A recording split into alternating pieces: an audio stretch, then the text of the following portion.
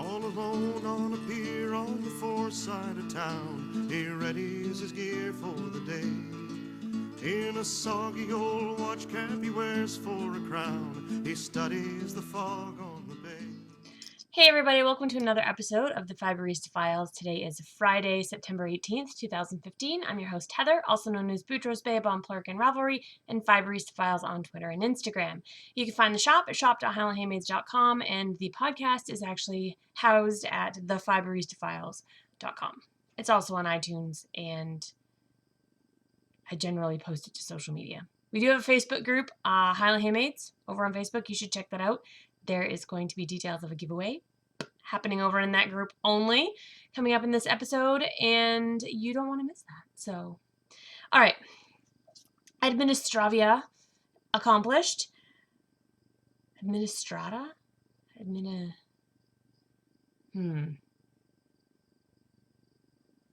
That's an interesting. I'm going to have to play around with that word. Hi, guys.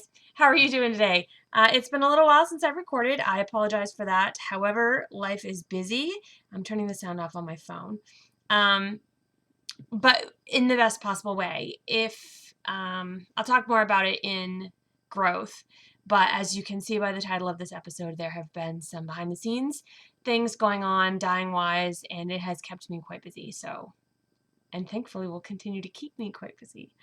If you are interested in hanging out sometime next month, please can take a minute and go to neoc.com and get information on the Highlands on the Fly retreat that is happening Rhinebeck weekend, which is, let me check, the weekend of October the 15th through the 18th. The middle of October there. That is the Highlands on the Fly retreat held at the New England Outdoor Center in Millinocket, Maine, right on the shores of Millinocket Lake, at the foot of the northern end of the Appalachian Mountains. It is beautiful. It is perfect sweater wearing weather. It is one of the best times you will have with a bunch of strangers who also knit. I just saw on Facebook that my friend Holly is coming back. Most of the people who have gone have come back or are coming back. And I technically host, in quotation marks, because my friend Sarah, who hosts Fiber Trek TV podcast, is the actual woman who does all of the work. My bestie Katie, JetGirl1313, will be there on Saturday with her new baby, who is not yet born. We are anxiously awaiting his arrival. He's due tomorrow. Do you hear that, Charlotte? You're due tomorrow. Come on, buddy. Chop, chop. Let's go. There are people waiting on you. So anyway, it's a great time. I want to make sure I mention that at the beginning of the episode because I always forget to talk about it. The New England Outdoor Center is a beautiful campus that has a full-service restaurant and bar. Cabins that are cabins, again in quotation marks, because they are beautiful lodges with pine interiors and radiant heating in the floors and concrete countertops. They're gorgeous, all with views of the mountains and the woods. It's a beautiful time of year to be here in Maine. It is a little bit past peak leaf peeping season, but it's still gorgeous. Maine is gorgeous. There's tons of stuff to do. You can hike. You can go sit on the pier and look at the mountain. Bristol Ivy did that last year when she came and gave her talk the next morning. She went and had breakfast with the mountain, and it's a really fabulous time. The bar is open, so you can drink your weekend away if you like to. If you've met knitters when they get together, you know they knit and drink and knit and then drink and then hopefully stop knitting. But it's a great time. I always have so much fun. My friend Sandy comes from Sweden. Deb comes from the UK. It's a great time. So consider going. All the information you need is at neoc.com, and you should be able to look on the main page, and it says Fiber Arts Retreat. So you can also join the Highlands on the Fly group on Ravelry, which also has additional information. So, okay, for real, I'm done with the administrative stuff right now. So, weekend review. It's been a couple of weeks. I have been dyeing a wholesale order, a big wholesale order, and I'll talk more about that in growth, but that's been the majority of what I've been doing. I have 2 more shows left this year. I have the retreat, which is on the 18th, and then the weekend after that, I have Knit East, which is actually in Canada. Those will be my last 2 shows for the year. I'm very excited for the off season to be coming. I love show season because I get a chance to see all you guys, but it's also really nice to spend the winter being creative. And I can only do that when I'm not dyeing for shows, because shows I dye for what sells, not necessarily what makes my little pea picking heart happy, as my grandmother would say. So the weather has been flipping amazing here in Maine. It was 87 degrees yesterday with a light breeze. It's the middle of September. 87-degree days don't happen in September. Everyone's complaining, and I'm like, you know what? Shut up. Because winter is coming, people. And I cannot handle another winter like last winter, where we got, I don't know, like 8 feet of snow or more in February alone. Like, I just wanted to stay warm for as long as humanly possible. It has been quite dry. I'm not sure how good the leaf peeping season is going to be this year, just because it has been so dry. But whatever, it's warm. We're still sleeping with the fans on at night, and the air conditioner is still in the window. Usually we're getting frost warnings by now. Like, crazy, crazy awesome. Love it. Not this Saturday, that's Charlotte arrival date Saturday, but next Saturday I'm going to a wedding for my friends Lori and Jerry. Lori hosted the Happy Crafter 207 podcast for quite a while. It was an audio podcast, and she has Hopewood Crafts fiber and equipment business. Jerry makes blending boards and rug hooking frames and stuff like that, and she does hand-dyed yarn and other cool stuff. So they're getting married on Saturday, the 26th, and I'm very excited for them. And that same weekend is also Common Ground Fair weekend. Common Ground Fair is a fair here in Maine that is agricultural in nature, and it's put on by the MOFGA, which is the Maine Organic Farmers and Growers Association. I think that's what it's called. I can't actually vend at MOFGA because in order to vend at the fair, 75% of your product has to come from Maine. And my undyed yarn and fiber doesn't come from Maine. It comes from the West Coast. So I don't qualify, but it's a fabulous show, and I got an amazing fleece last year. Remember, I've talked about my CVM fleece that I'm totally flipping in love with, and so I'm going back Friday to the Common Ground Fair this year, and I'm going to grab that same fleece if possible. I'm going to try everything I can to get the exact same fleece from the exact same sheet. I have the tag from the fleece that I got last year, and I'm going to go back tag in hand and be like, I want this fleece. It's that beautiful. So that's what's been going on in my life lately. There's not been much else to talk about, really. Busy, just dying. Love it. I say I am in a flannel shirt, but that's because my tank top is not podcast appropriate. It's not because it's cold in here. Look at that sun coming through the window. Lovely.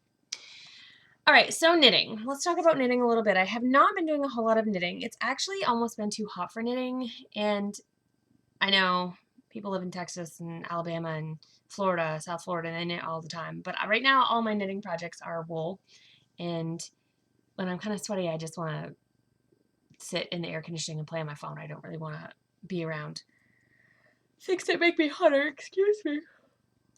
I'm working on these braided cable socks. It's a Aran cable, the directions for which I got out of a Barbara Walker Stitch Treasury. So the sock doesn't actually have a pattern, but I do offset the cables. I like offset cables, offset details. My Level Up socks have an offset cable because I enjoy the stuff on the outside of the foot. I also am a little OCD and like to have left and right things. When I have crazy fuzzy slippers, I actually will draw an L and an R on the bottom so that they stay on the appropriate foot at all times. So this is how far I've come on the second sock. I'm not sure when you last saw it, but I've done probably about another color repeat since then. This honestly is getting like a row or two every time I take it out. I'm knitting it in the car when I'm waiting for my husband, when I pick him up from work, or, you know, when we're on the way to the grocery store. Stuff like that. One row or two at a time. So it does feel like it's going slow, but I am making progress. And since that's the second sock, that's kind of a big deal. The other thing that I've been working on is my Drachenfels. And we do have a Drachenfels cowl going on in the Highland Handmaids group on Ravelry. And if you are somebody who's been thinking about knitting the shawl, you should. And you should join our account. It's not a formal cowl. There's no prizes or anything like that. But it it's been amazingly fun to knit. And I thought for sure that garter was not going to be that much fun, but it is. So here's the current state of things, my Drachenfels. I am in the solid color section, and you can see, here's the rest of it. I have made a few modifications, and those modifications are in my project notes on the project page that I have for it in my Ravelry profile. The black is Coopworth yarn. I have all my tags here. It is 100% Coopworth in an ebony colorway, and it is. I got it at Maryland Sheep and Wool, but there is an Etsy shop listed here, and it says French Hill Country. I'm sorry, I need to put autofocus on so you can read that. I don't like the autofocus because I think it makes me blurry, but come on. There we go.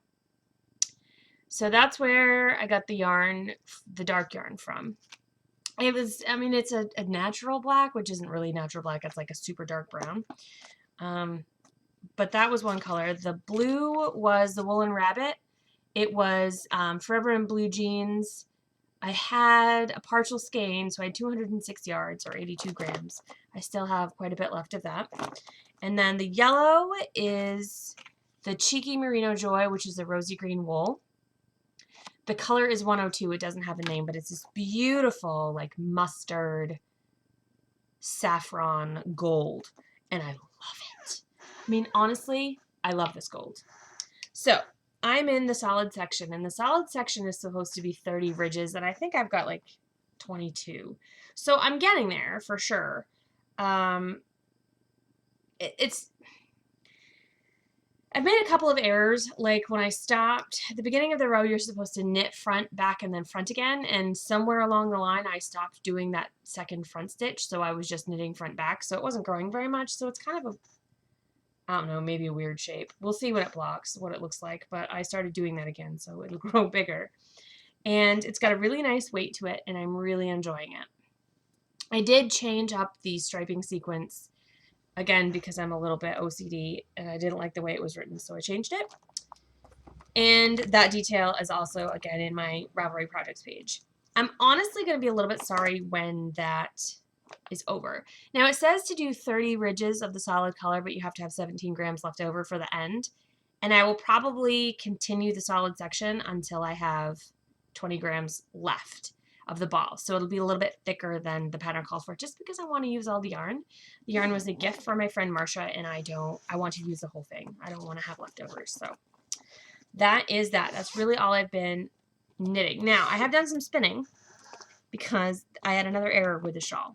So I didn't have the yardage required for this shawl, and I was kind of winging it, and I came pretty close. In the dark color, the ebony Coopworth yarn, I actually ran out 3.5 rows before the end of that, what I needed for that color. So I needed to supplement. So what I did was I took the CVM fleece that I bought and I spun some of the darkest color. Now the CVM fleece is a variegated mutant, which means it has more than one color. And I've taken the fleece in its raw form and divided out the locks of different colors.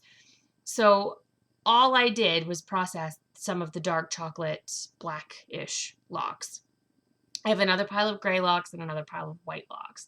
And this sheep is actually speckled, so there are places that I am pulling out thin, very, very thin pieces of white or gray or whatever. But so I spun this up and made it a 2-ply.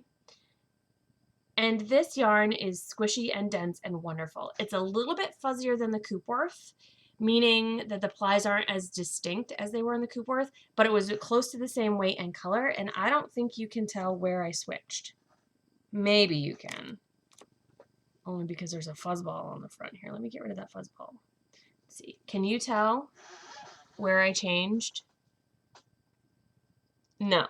Those stripes look the same. It's very similar. It's, as my grandmother again would say, it's as near as makes no never mind. So that's pretty much what I've been spinning. I'm working on the second 50, this is 50 grams. When I started, it was,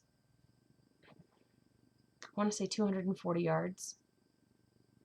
Oh, so it was 120, I think it was 123 yards in the 50 grams. And I've got another 50 grams on the wheel. I'm going to stop and spin a couple other things, and then I've got probably another 50 grams in clean fleece that needs to be spun. I'm trying to do it roughly 50 grams at a time just so the skeins are a consistent size.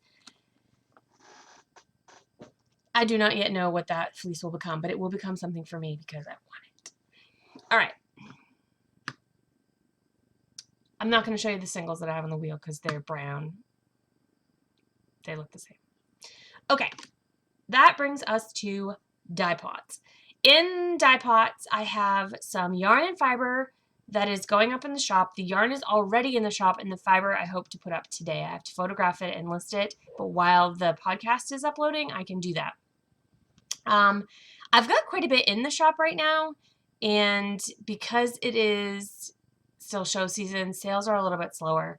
A lot of people choose to buy from me in person, or they're attending other shows. Like right around September when people start worrying about Rhinebeck, sales drop off. But there's a lot of stuff in the shop, so if you want something, please feel free to email me. And as always, I do custom orders.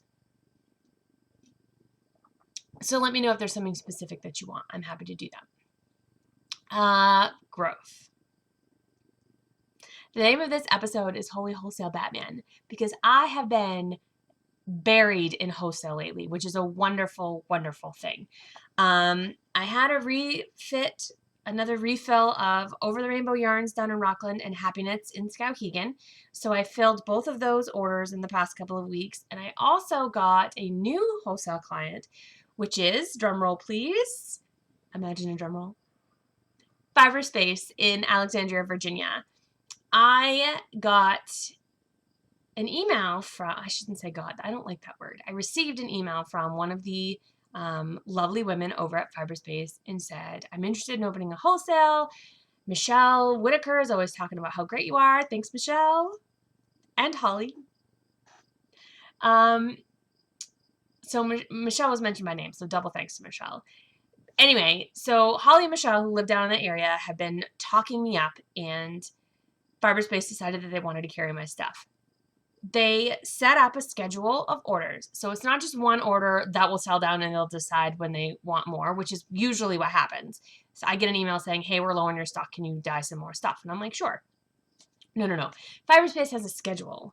This is what we want first, followed in 4 to 6 weeks by this, followed 4 to 6 weeks by this, a refill of that, and then this other thing. The first order was 22 colorways of 6 skein dye lots. Let's do that math. That's a lot of yarn. Holy crap. And that was just the first one. The second order is going to be black ash worsted. That's what I'm working on currently. And that is going to be up next. And that's even more than their first order. I'm over the moon. These are the wholesale clients that I desperately want.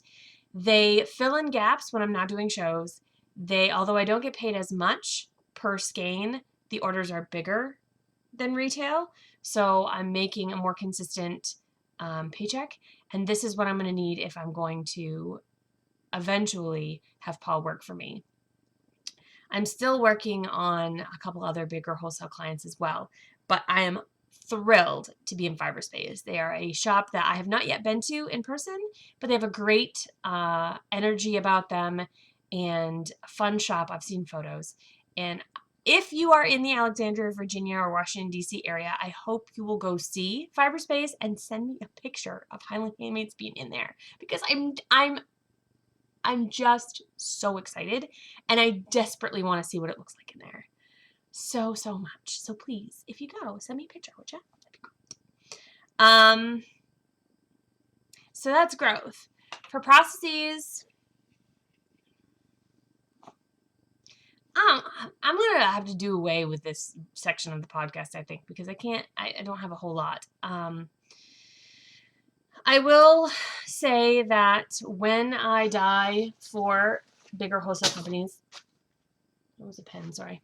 Usually they don't tell me what specific colorways they want. I get, they'll say either I want, fall specific or just give me a section, a collection of yarns that represent your, colorways or whatever. So I had 22 colorways. So this is my list. And you can see the black ones are the ones that I did. And the blue ones are the ones that I had listed that I decided not to do for whatever reason. So generally speaking, I get through 6 or 8 pans, and then I look at the colors used, and I say, okay, I've got a lot of lime green here, but I don't have any purple. So I'll go back and make adjustments to which colorways I send so that I make sure I have a wide representation of color as well as dyeing styles, so that there's some kettle dyes, some semi-solids, some highly variegated, some 5-color variegates, some 3-color variegates, spot dyed, the whole gamut of techniques, because I want to have a broad range of stuff in the shop so that as we go forward, they can be more specific and say, the semi-solids are really flying out of the shop, or they're not doing anything. So please don't do any more semi-solids. You never know what a population wants until they get it in front of them. So that's processes. It's really not very specific. And I do hang on to that list so that in a few months when I reorder, or when they reorder, I will ask them, are there any there that you really want me to redo or not do? And then I will know if they want all brand new colorways, I won't re-dye any of those. So that's that. Grabby hands. This is going to be a quick episode. I have a couple of things in grab hands, and then I'm going to talk afterwards about the giveaway. Not going to be as quick as I think. I was sent this for review, and one of the reasons I waited to record was because I wanted to make sure I had given this a thorough testing before I reviewed it. My friend Mel of Meltran Designs podcast, she's also a designer, she texted me and asked me if she could send me something to try out. And I was like, heck yeah. I'm never going to say no to prizes or presents or whatever. I'm just not. I'm actually going to get her website up so that I can tell you some of her other information. So the thing that I received from her was this. It is a Keep On With Life is the name of the business, no-touch solid lotion stick. Okay? And what this is it's like a super thick chapstick, like one of those Bonnie Bell lip smacker. Whoa! Now it's covered in dog hair. Sorry. I'm so grateful. There goes my sunglasses. I'm such a professional. Actually, it doesn't have any hair on it. Huh. It's just a lotion stick. You say just a lotion stick. The scent that I got is almond. And it is made with beeswax, shea butter, cocoa butter, almond and coconut oil, and essential oil. And the essential oil is, I'm guessing, the scent. Now let me pull this up really quick. Sorry, there's going to be a little bit of dead air because I can't talk about one thing and type something else. It's keeponwithlife.bigcartel.com. Oh, no, not CMO, COM. Learn how to type there, dearie.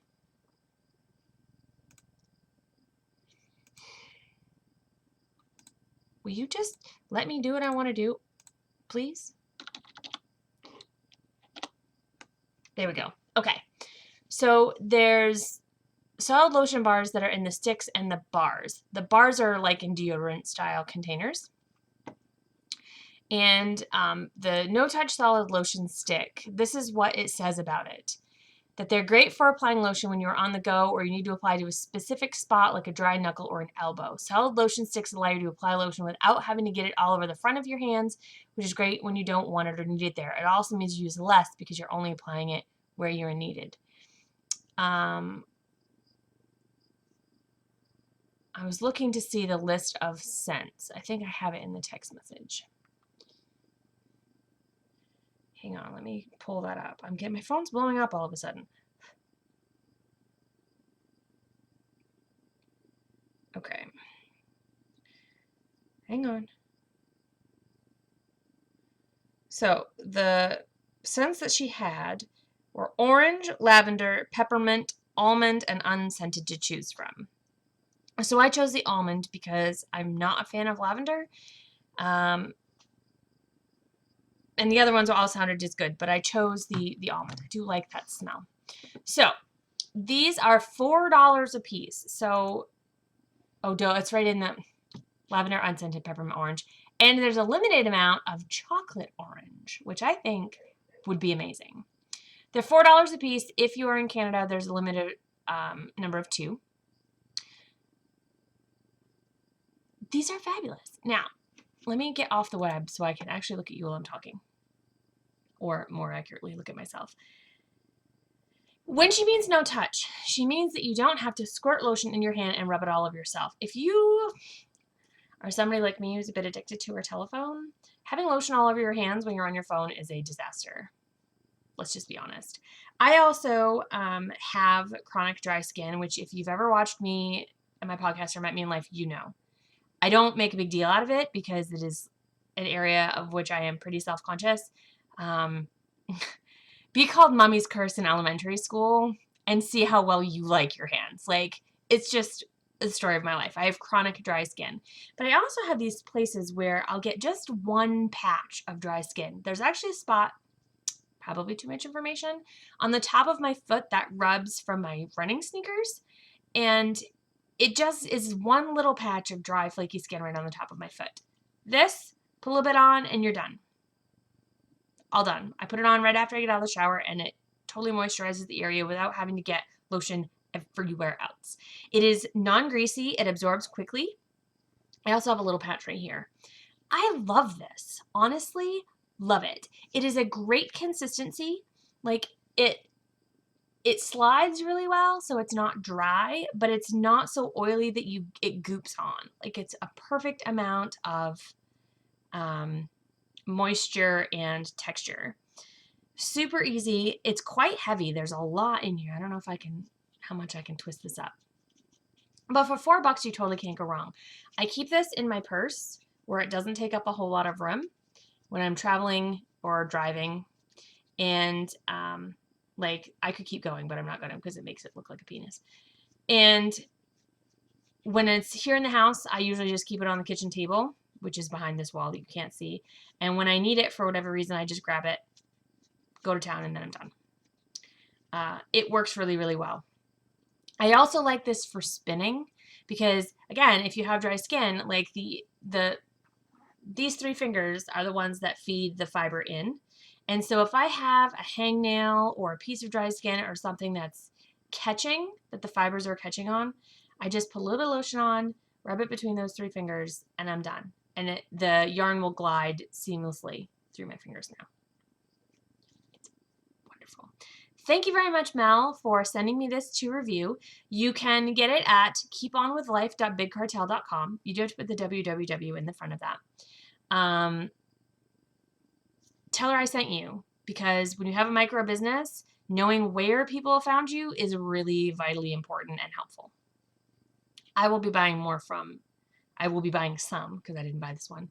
I will be buying from Mel because I really, really do enjoy this. And this fabulous stocking stuffers, if you are doing a knitter swap or spinning swap or anything like that, this would be a great thing to stuff in there because whoever gets it will love it and you will be believed to be incredibly clever and wonderful. And you'll be right. So that's Grabby Hands number 1. And then the next thing I'm going to show you is the Facebook giveaway. I am going to have to cut the film because one of the things I want to give away is over in the other room. This giveaway is going to be held on my Facebook page. It is a thank you for reaching 1,000 followers on Facebook.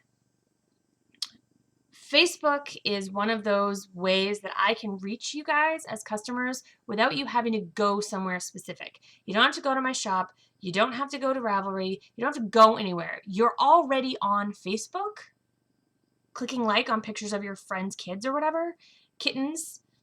I watched a really sweet video about an Italian guy who's lecturing his dog, and his dog totally jumped up in his lap and just like cuddled him because he was so embarrassed. I have no idea what they were saying because it was Italian, but I liked it because it's Facebook. That's what you do. Anyway, I can post my shop updates, episode updates, and other cool stuff right on Facebook, and it goes right into your feed. I don't have to do anything else, and you don't have to do anything else. So I'm trying to grow my Facebook reach. Facebook is not without its problems, but it is one of the ways that I can reach you. And since just about everybody and their brothers on Facebook, except Alynxia, sorry Lynx, love ya, it's a really energy efficient way for me to do that.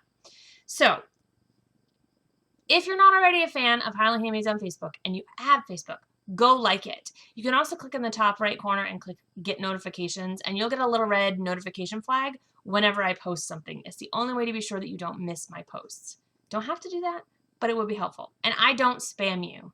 I'm not going to constantly be posting 8 times a day. I post when I do a shop update. I post about a specific breed of wool or a new fiber that I've got in the shop. I post when I have a podcast update, and that's about it. So go over to Highland Handmaids, because after today, I'm just going to photograph them. I'm going to be having a giveaway just for fans of my Facebook page. There are, I can't remember now how many things I have to give away, 2 or 3. And they're going to be lumped together. They're going to be sent together. So you get to win the whole thing, and you'll just have to like, comment, and share, I think is what you'll have to do. Again, helping me grow my reach, but also giving you a chance to win something really cool. So let me go show you what that is. I'll be right back. You'll notice I lost the flannel. I'm sorry. I will try and keep things covered as best I can here. But it's already 74 degrees in the house, and it's too hot for my flannel. So Facebook giveaway. This is going to be posted on Facebook. All the details are going to be there. It'll be good for a week or so before I draw the name. Keep your eyes peeled for that. And the first thing that you can win, one winner is going to win all this. One winner is going to win it all. A skein of yarn.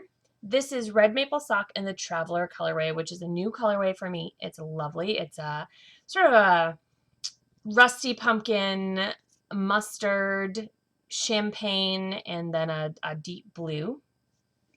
There are 2 skeins of this for sale in the shop right now, actually.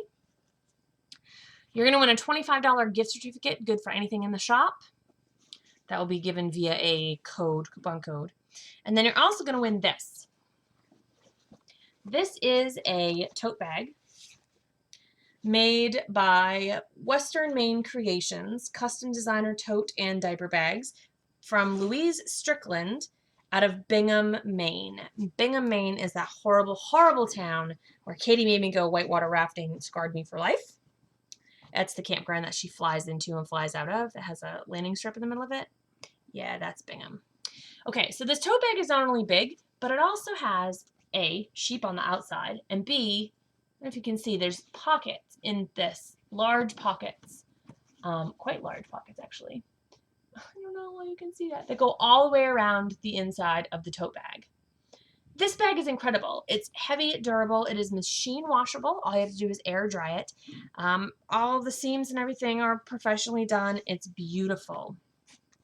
This bag is a $35 retail value. I honestly think this woman is tragically underselling her products. She does have a Facebook page, and I will write that on the back. I have to find it. She told me that there was one, but it's not on the business card. But is this not the most adorable bag? Like, this is like the bag that you would take to knit night. Fill it full of stuff and take it with you to knit night. I saw it this past weekend. We went to I suppose I didn't talk about that. We went to the International Seaplane Fly-In in Greenville, Maine, which is at the bottom of Moosehead Lake. And we had a great time. And there's a craft fair vendor area, and this was there, and I had to get it. So look at the sheepies. How cute are they? And it's a nice light inner fabric so you can see stuff. So that's a thank you guys for joining my Ravelry group. I think I said it on the podcast. I was looking for, maybe I said it on Rav. I was trying to get 1,000 members before the end of August, and by August 31st, I had 1,080. So you guys really came through for me on that one, and I really appreciate that. So go to Highlands on the Fly Retreat. Check out the Facebook group. Join or like it's not a group, it's a page. Okay, I do have a Highland Handmaids group, but that's just so that nobody else would use the name. It's the page. Like the page, and be entered to win that drawing. Now, when I draw the winner, you're going to have to make sure you check back, because I will try to ear burn you, but no guarantees that Facebook ear burning is going to work. If you've ever tried to ear burn somebody, you know it doesn't always work. If nobody responds within a week, I'll draw another winner. So that's what I have for you this week. I hope you are having a terrific end of your summer. I hope the weather is as gorgeous where you are as it is where I am. I hope you're insanely jealous that I'm in the beautiful state of Maine in gorgeous weather. It's not going to last. I know it's coming. Hopefully, fingers crossed, this will be the last winter I am in the mountains of Maine. Please, dear gods above, will you just make things happen so I can move to the coast this spring. I need to get out of here. That's the plan anyway. We're trying to figure out a house plan right now to go on our property down in Searsport in the spring. So that'll be very exciting. That's all I've got for you this week, guys. Until next time, happy spinning and knitting, and thanks for tuning in. Bye. 'Cause he knows how the sky and the harbor can lie, how the morning can promise the sun, and how promises made can be broken once day has begun. The seagulls will play as he gets underway and makes for the mouth of the Sound. This September morn he is about to be born, 'cause he knows where the fish can be found. As the islands grow thin and the headlight goes dim, he points for the gray open sea, and wonders again of the other men lucky as he. Hail to the kingfisher out in the rain, bow to his riches untold, chasing the sun when the fishing is done, counting the kingfisher's gold.